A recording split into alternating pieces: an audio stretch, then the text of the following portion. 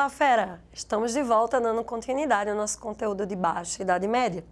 Bom, na aula anterior, a gente tinha visto que um dos efeitos das cruzadas foi o renascimento da atividade comercial.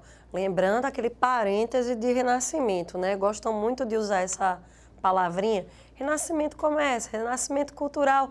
Mas a gente sabe que, na verdade, não se configura como renascer realmente. Por quê? Para renascer, algo tem que ter morrido. E na Europa, o comércio nunca morreu, as cidades nunca morreram e a cultura também não morreu. Digamos assim, é um nome que foi convencionado e a gente mantém, mas a gente tem que sempre lembrar e fazer essa ressalva, ok? Bom, como resultado do aumento, digamos assim, da atividade comercial, começou também uma renovação dentro dos ambientes urbanos. Algumas cidades europeias que existiam anteriormente vão aumentar em número de população e outras cidades começam a surgir na Europa. É o chamado renascimento urbano. Bom, o aparecimento dessas cidades está muito relacionado a uma atividade conhecida como feiras medievais. Você já pensou como é que o comércio era realizado? A gente já viu que os produtos especiais que deram o pontapé inicial nessa retomada comercial vinham pelo mar Mediterrâneo, eram trazidos pelo mar do Oriente. Só que eles precisavam ser redistribuídos para a Europa. E muitas vezes eles eram distribuídos através de rotas de feiras.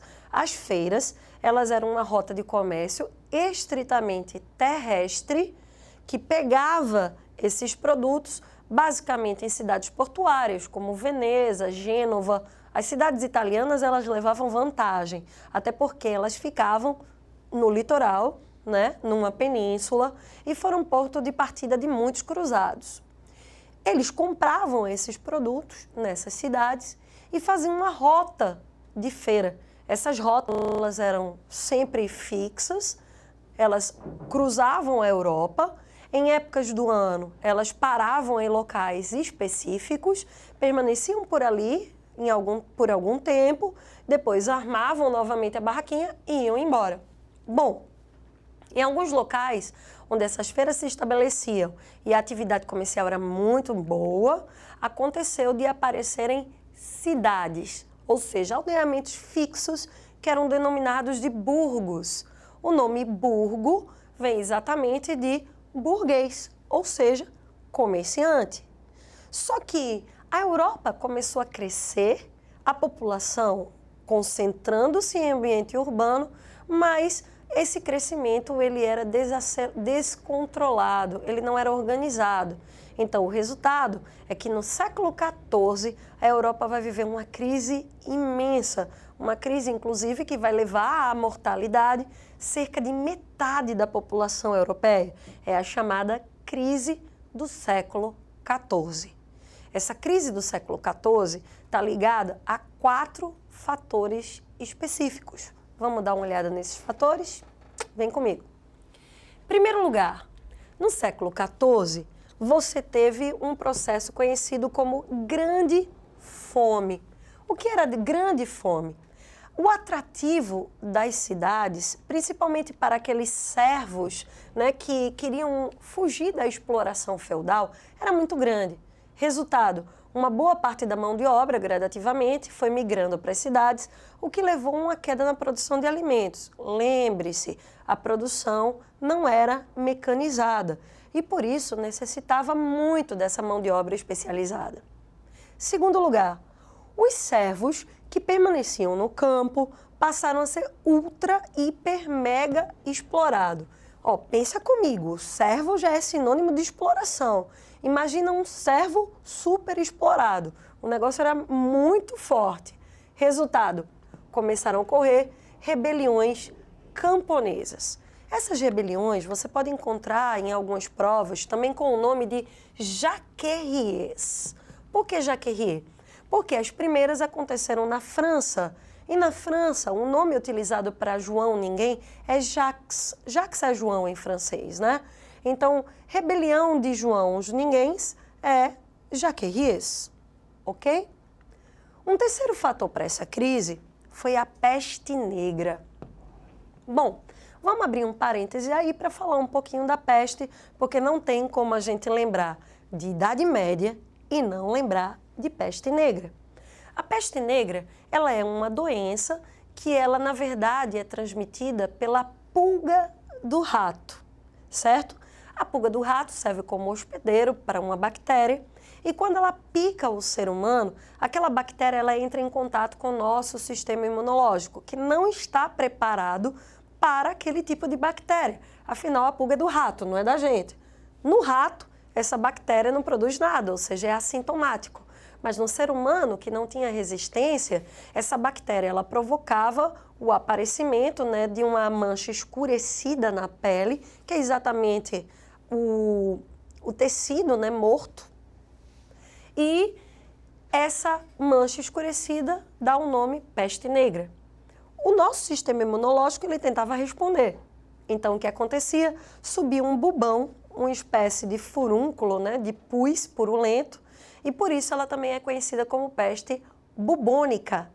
Quando aquela bactéria atingia o sistema sanguíneo, a corrente sanguínea, gerava um processo de infecção generalizada, ou seja, septicemia, e o indivíduo vinha a óbito. Era uma doença extremamente contagiosa que ganhou na cidade um espaço para se proliferar. Nas cidades, locais de muito dejetos, você vai ter, obviamente, muitos ratos, muitos casos de doença, e como havia uma concentração populacional, a disseminação ou o contágio, ele era muito, né, rápido. Por isso, a peste negra foi responsável pela mortandade de metade da população europeia durante o século XIV. Bom, outro fator importante de mortalidade, de crise no século XIV, foi o aparecimento da chamada Guerra dos 100 Anos. A Guerra dos 100 Anos ela era uma guerra interessante, né? Por quê? Porque ela tinha várias facetas. Em primeiro lugar, ela é uma questão sucessória tipicamente feudal, ou seja, o rei morre, não deixa herdeiros, os seus herdeiros diretos, né, os parentes mais próximos, disputam o trono. Só que ela tem uma característica bem típica de Baixa Idade Média. A disputa ela era acirrada pelo controle de uma das mais principais, mais importantes feiras medievais europeias, que era a Feira de Champagne. Essa feira acontecia no Condado de Flanders, na França, e era uma das maiores feiras medievais. Então havia uma disputa pelo trono, tipicamente feudal, mas havia também um fator já ligado à questão comercial, ou seja, quem controlasse o trono francês controlaria também a maior feira europeia. Por isso, a França vai ser disputada por dois, né, candidatos. No caso, o Conde de Valois, que é um candidato francês ao trono dos Capetos, na dinastia capetinga, governava a França até então, e Eduardo III, rei da Inglaterra. A guerra ela foi extremamente prolongada, mas apesar do nome, Guerra dos 100 Anos, ela não durou 100 anos, ela durou 116 anos. Carol, por que esse nome 100 anos? Eu acho que Guerra dos 116 anos ficava muito longo e feio, então resolveram resumir o tempo e botar só 100 anos, ok?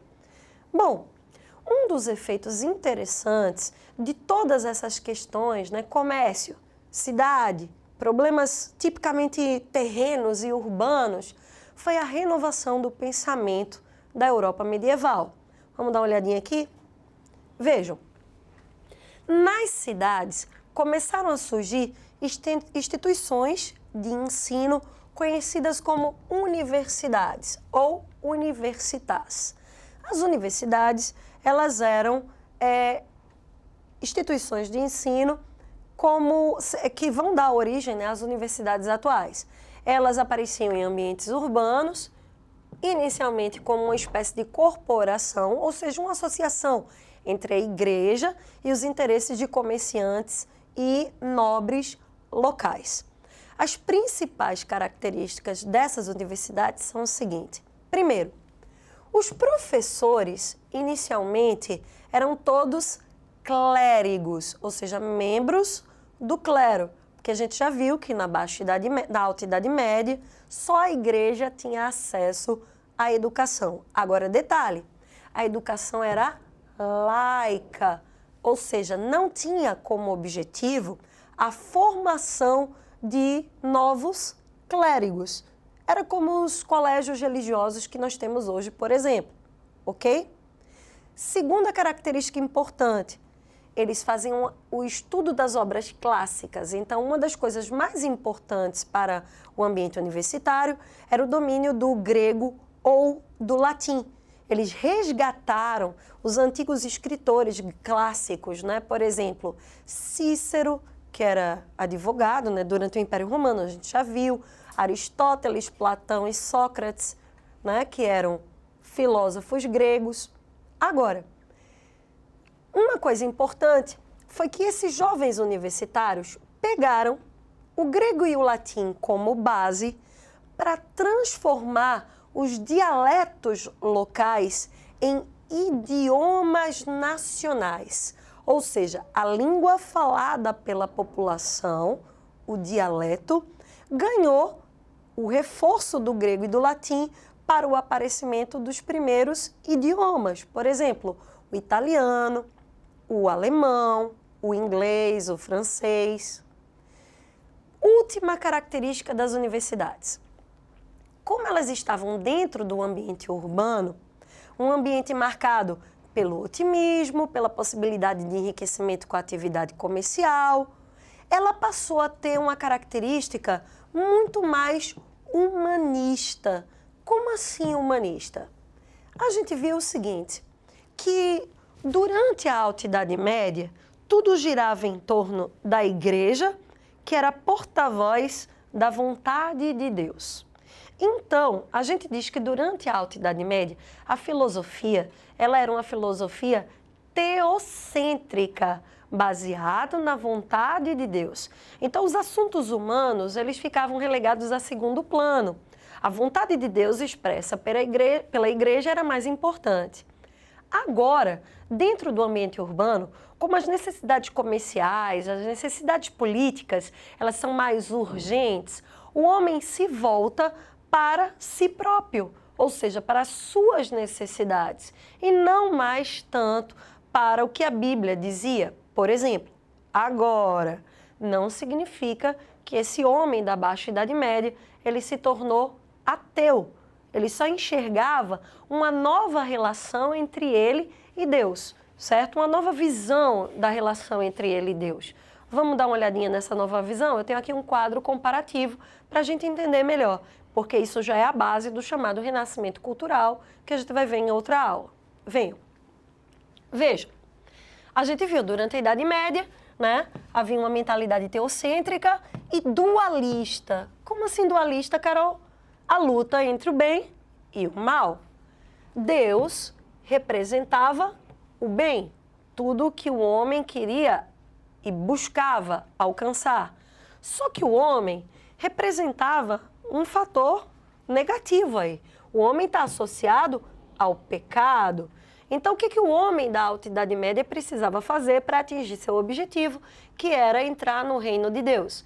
Ele deveria negar a si mesmo, as suas necessidades. Observe, por exemplo, os pecados, chamados pecados originais, ou originais, né? Os pecados, a lista de 7 pecados capitais. Esses pecados capitais, eles são nada mais, nada menos do que a própria essência da humanidade, né? A gula, a preguiça, a luxúria, a ambição, tudo isso era o que o homem tinha que negar. Já na Baixa Idade Média, com essa filosofia humanista em vista, o homem se tornou antropocêntrico, ou seja, ele passou a se concentrar mais no próprio homem, e naturalista, ou seja, tudo que existia era parte da criação, parte de um ambiente natural. É como se o homem passasse a entender que o bom e o mal fizessem parte desse ambiente natural e fossem necessários.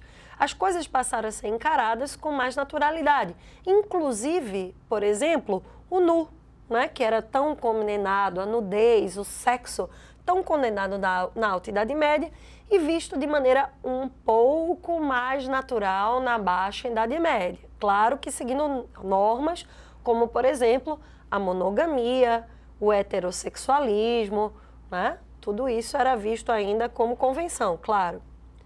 Deus ainda era importante, só que o homem cresceu em importância. O homem passou a ser enxergado como obra-prima de Deus. É como se agora o homem ele ocupasse um local lado a lado com Deus em importância. Claro que Deus comandando o mundo espiritual e o homem comandando o mundo terreno, mas sempre tendo Deus como objetivo, ok? Só que o homem passou a ser valorizado. A ótica era o seguinte: se Deus dotou o homem de razão, então a razão é boa. E por isso o homem deve adotar essa razão dada por Deus para entender o mundo e não mais se sujeitar à interpretação espiritual, ao misticismo. Claro que isso não valia para todo mundo. Isso valia para os intelectuais da universidade. Isso valia para a população que residia em ambiente urbano. A maioria da população ainda estava presa às velhas concepções tradicionais da igreja e vai permanecer durante muito tempo, basicamente até o período do Iluminismo, século XVIII e até o século XIX, ok? Numa próxima aula, a gente vê um pouco mais dessas transformações que vão fundamentar a chamada Idade Moderna, que são o renascimento comercial e a renascimento cultural, perdão, e a reforma religiosa, ok? Espero vocês, a gente se encontra numa próxima. Beijo!